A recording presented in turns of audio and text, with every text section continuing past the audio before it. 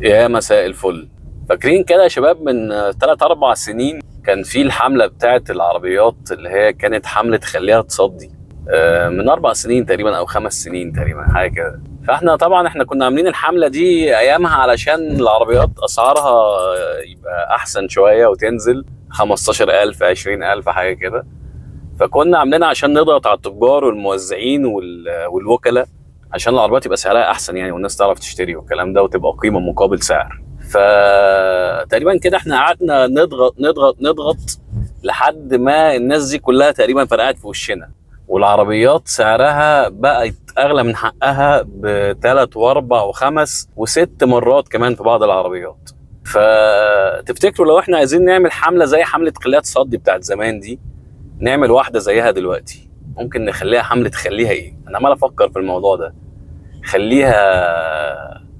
خليها انا ماسك لساني بالعافيه والله. خليها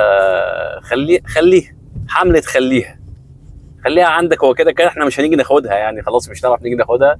ممكن حمله خليها بس، او حمله خليها على الله. حمله خليها على الله. ممكن تفكروا كده معايا بعد اذنكم، ممكن نعمل حمله زي دي يبقى اسمها حمله خليها ايه؟ وقولوا لي. سلام.